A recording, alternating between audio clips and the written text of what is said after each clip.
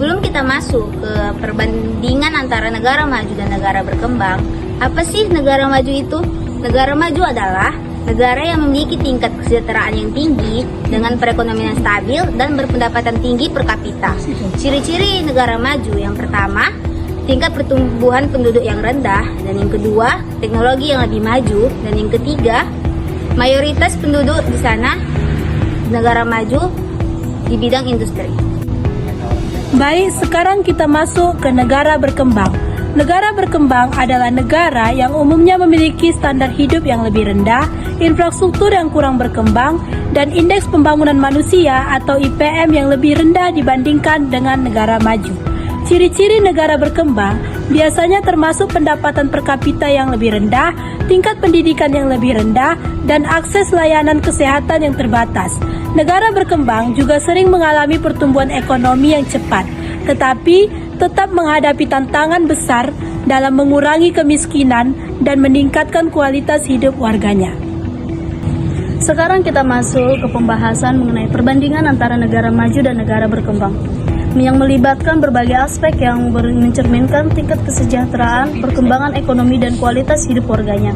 Berikut beberapa perbandingan utamanya. Yang pertama, tingkat pendapatan. Negara maju, pendapatan per kapitanya tinggi, artinya rata-rata pendapatan warganya cukup tinggi. Sedangkan negara berkembang, pendapatan per kapita rendah hingga menengah, dengan lebih banyak masyarakat hidup di bawah garis kemiskinan. Dan yang kedua, pendidikan. Negara maju memiliki sistem pendidikan yang mapan dengan tingkat partisipasi pendidikan tinggi, serta akses luas ke pendidikan tinggi berkualitas. Sedangkan negara berkembang, akses pendidikan yang masih terbatas dan kualitas pendidikan yang bervariasi, dengan angka melek huruf yang lebih rendah. Yang ketiga, kesehatan. Negara maju memiliki layanan kesehatan yang canggih dan akses yang merata, dengan harapan hidup yang tinggi dan tingkat kematian bayi yang rendah. Sedangkan negara berkembang, akses layanan kesehatan yang terbatas dan bervariasi, dengan tingkat kematian bayi yang lebih tinggi dan harapan hidup yang lebih rendah. Yang keempat, infrastruktur.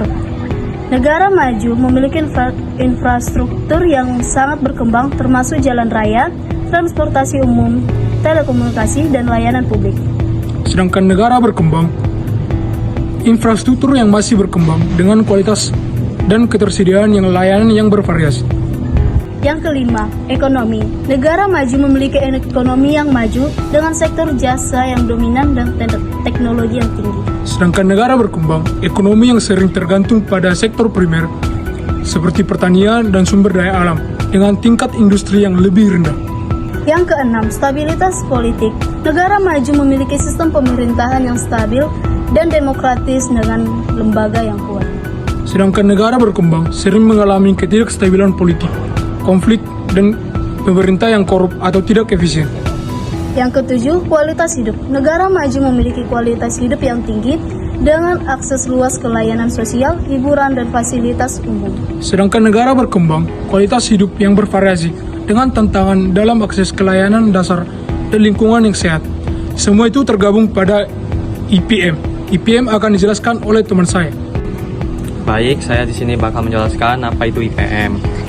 IPM atau Indeks Pembangunan Manusia adalah ukuran yang digunakan untuk menilai kualitas hidup suatu negara berdasarkan 3 faktor utama, yaitu kesehatan, pendidikan, dan standar hidup.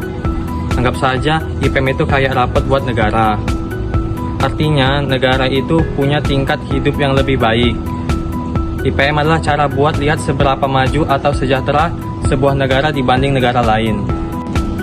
Kategori IPM. Jika suatu negara memiliki IPM di bawah 50, maka dikategorikan rendah, contohnya Timur Leste, Papua Nugini, dan Senegal. Jika suatu negara memiliki IPM di antara 50 sampai 80, maka dikategorikan sedang, contohnya Thailand, Filipina, dan Malaysia. Jika suatu negara memiliki IPM di atas 80, maka dikategorikan tinggi, contohnya Swiss, Cina, dan Jerman. Kesimpulannya adalah negara maju memiliki pendapatan tinggi, infrastruktur yang baik, pendidikan dan layanan kesehatan berkualitas, serta stabilitas politik. Sementara itu, negara berkembang masih menghadapi tantangan seperti kemiskinan, infrastruktur terbatas, layanan kesehatan dan pendidikan yang kurang, serta ketidakstabilan politik. Meskipun tantangan berat, kemajuan bisa dicapai dengan kerjasama dan kebijakan yang tepat. Sekian dari video materi kami ucapkan terima kasih. Dadah.